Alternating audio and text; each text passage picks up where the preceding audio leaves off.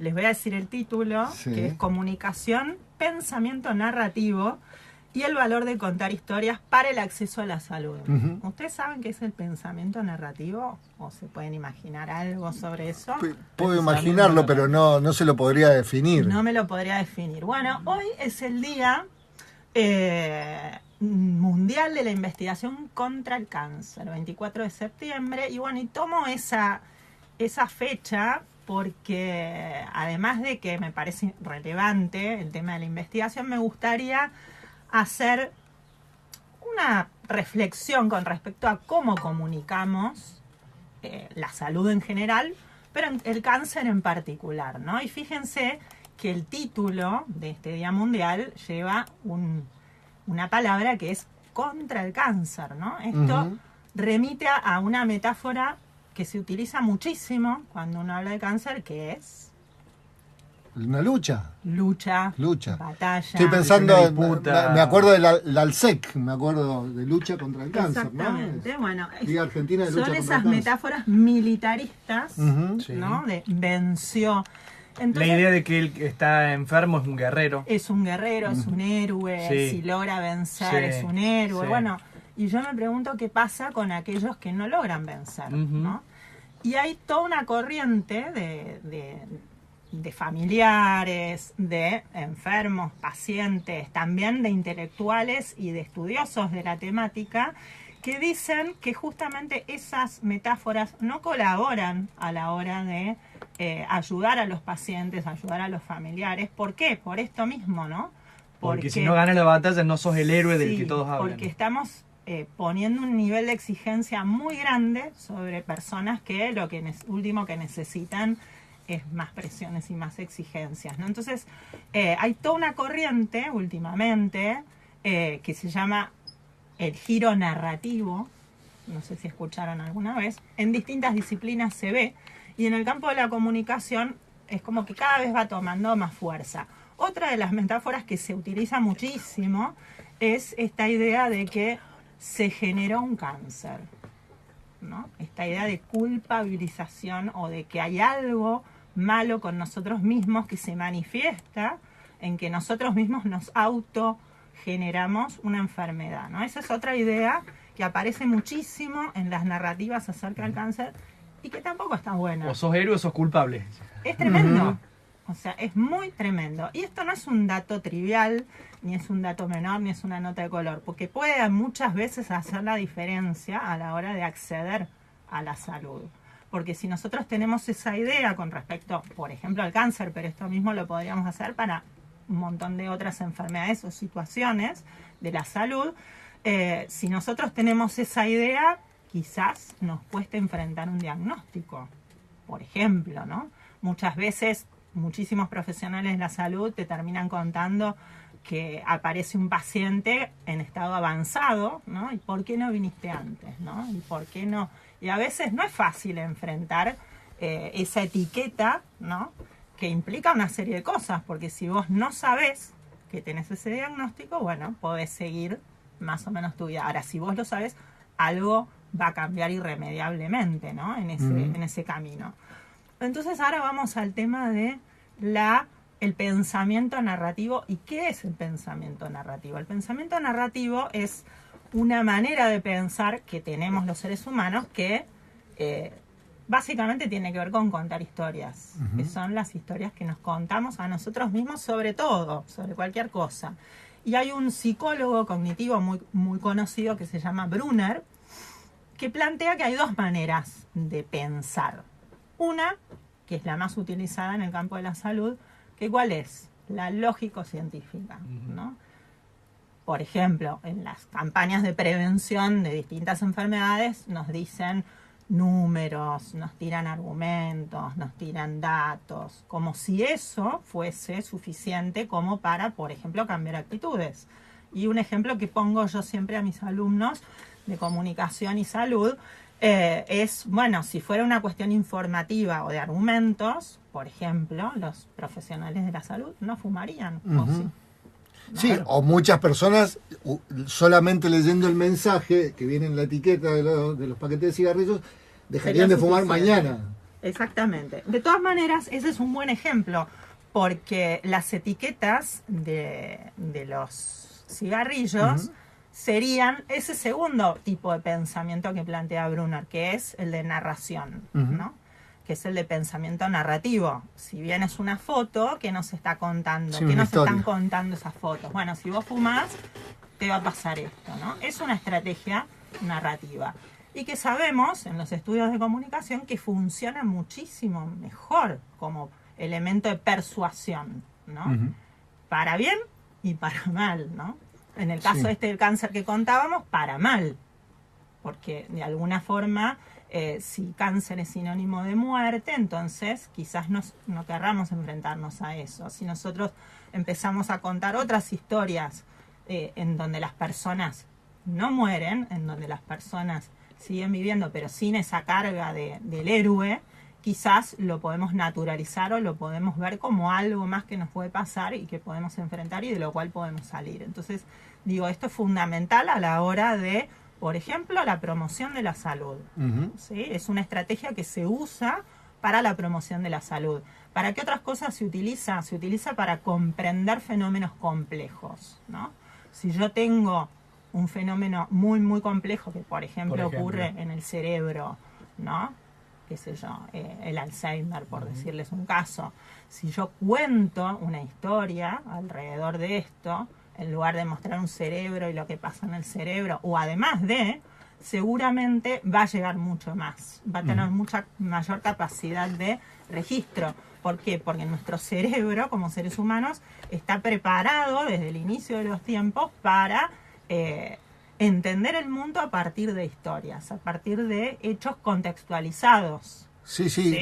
La sensibilidad que eso genera, digo, que es distinta a una imagen científica de un cerebro afectado y que vos decís, sí, efectivamente provoca esto, pero no me dice, llega. Claro, exactamente, no porque ese tipo de discurso científico que Brunner llama lógico-científico tiene una cierta eficacia para determinadas personas y en determinados contextos, pero para la gran mayoría de la población vale mucho más lo particular que lo general, ¿no? Porque, digamos, ese dato, nos cansamos de dar datos, estadísticas, pero esa estadística está hablando de personas de carne y hueso, que tienen historias.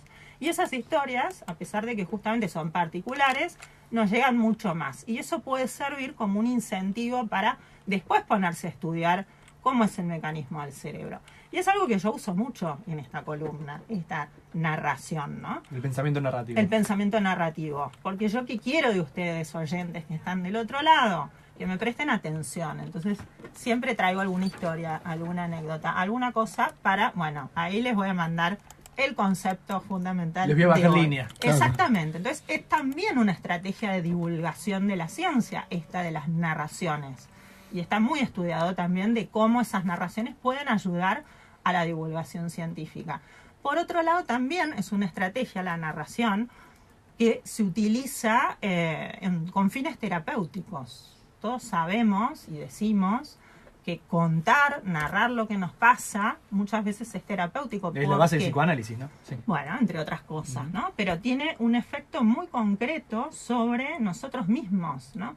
¿Qué historias nos contamos acerca de nosotros mismos, ¿no?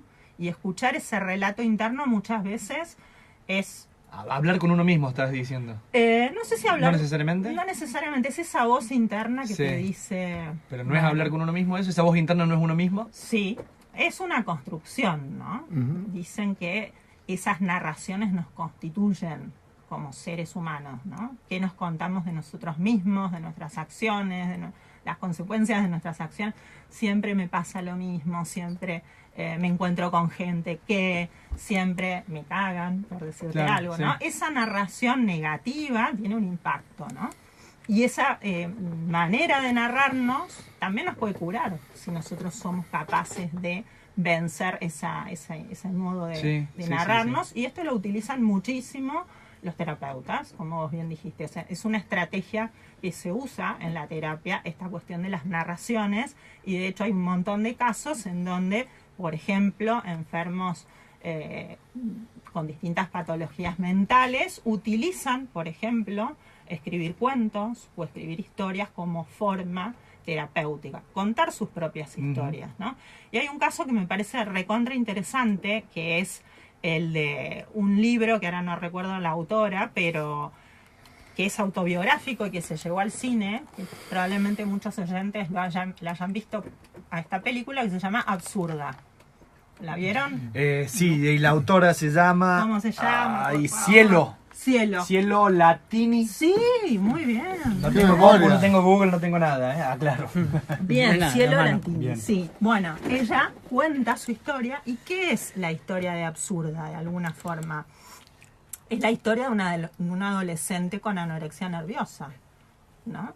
Y a partir de esa historia, a partir de esa película, ella narra en muchas entrevistas que he visto, recontra interesantes, cómo a partir de su libro, a partir de esa película, se empezaron a acercar mamás con hijas adolescentes que a partir de ese relato pudieron hablar, ¿no? Entonces, vemos cómo estas narraciones tienen un efecto que no es trivial, porque si yo puedo hablar de lo que me pasa con mi mamá, Es entonces terapéutico. puedo acceder al tratamiento, por ejemplo, ¿no? Y una cuarta utilidad, por ponerlo de alguna manera, de esta narrativa es una disciplina que se llama medicina narrativa, que la usan en los ámbitos de los profesionales de la salud para generar empatía en los profesionales de la salud hacia sus pacientes, ¿no? Y entonces es como una práctica, estas habilidades narrativas, de poder escuchar, de tener otra escucha con respecto a los pacientes, poder ponerse en su lugar, escuchar estas narraciones, ¿no? Porque, como muchas veces decimos acá, no es que hay un paciente diabético, hay una persona con una historia que tiene diabetes, ¿no? Y entonces a veces poder escuchar esas historias de nuestros pacientes hace que podamos ayudarlo mucho más a, por ejemplo, ser consistente con su tratamiento, ¿no? Entonces vemos cómo estas distintas maneras hacen al acceso a la salud, y en este día de la investigación contra el cáncer podríamos sumar, por ejemplo, a la investigaciones acerca de cuál es el impacto de estas cuestiones que estamos hablando en la salud.